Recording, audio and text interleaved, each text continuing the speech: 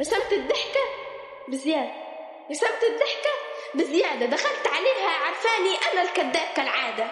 ومين يكفشني غير أمي، مين يكفشني غير أمي اللي خبزاني وعجناني وخلع بيدها أسناني.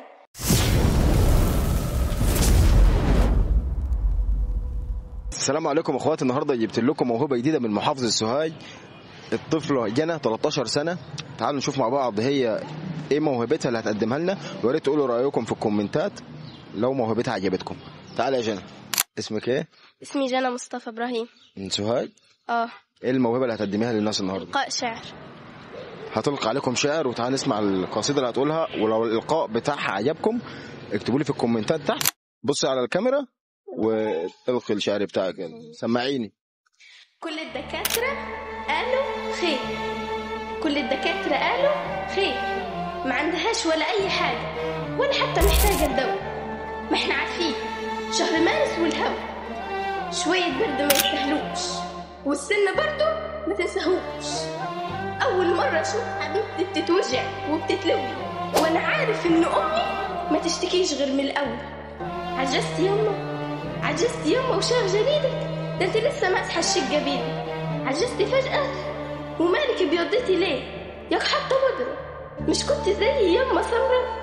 الدكاترة مش بيقولوا حاجة بينا، وانا قلبي متوغوش وحاسس ان امي فيها ان ما لو ما فيهاش شي نقلق عليه. حجزوها ليه؟ اول مرة احس دماغي مش شغال وتفكيري بيعمل صوت. ما صدقتش ولا تخيلت وانا واقف في ساعتها بانه، ما صدقتش ولا تخيلت وانا واقف في ساعتها بانه رسمت الضحكة بزيادة، رسمت الضحكة بزيادة، دخلت عليها عرفاني انا الكذاب كالعادة. ومين يكفشني غير امي، مين يكفشني غير امي اللي خبزاني وعجناني وخلع بيدها اسناني. فعرفت بس من صوتي انها شهادة، وتشاهدت يجي 100 مرة. ساعتها كل احساسي اللي كان مكبوت طلع بره، وهاجت ذكريات عبت عينيا دموع، واحساسي بطريق ملوش رجوع. حاولت اخدعها واستهبل، حاولت اخدعها واستهبل، بقالك عمر بتمثل وهي معيشاك في الدور. صدقت انها بتتخن؟ يا راجل خلي عندك دم، دي كانت بصالي في عينيها السنين بتفوت، وجوايا الكلام من كتره عدى سكوت. لكن قلبي كان مفرود على قلبك، وكان بيقول بعد حروف آيات الله اللي حافظها على يدك. ومن أيام ما كنت بعد على يدك وعلى وعدك، وفرحة خدي يمايا وهو نايم على خدك. قسما بالله قام حدي وقام حدك، ما حبيت في الوجود قدك. جاي دلوقتي تتنغوش، تستعجل في ساعة الموت وتتلهوج.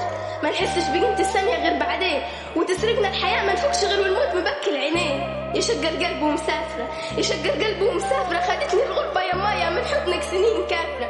نسيت نفسي أنا آسف، قالوا لي الغربة يا مايا دي طوق والنجاة، وإن الغربة يا مايا بتعلم دروس وحياة. أتاريها أحزان ناس، أنا آسف أنا آسف، معادنا يما في الآخر. وهي الدنيا إيه يما محقة منعدة ومعاك؟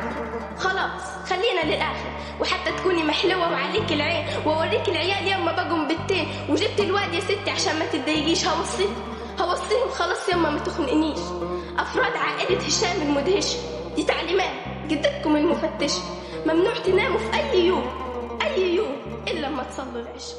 الله، بصراحة أنا مش عارف أتكلم والله العظيم، دهشتني وغسلتني من جوه وخلتني واقف مصدوم مصدوم حرفيا، مش عارف أقول إيه. بسم الله ما شاء الله عليك.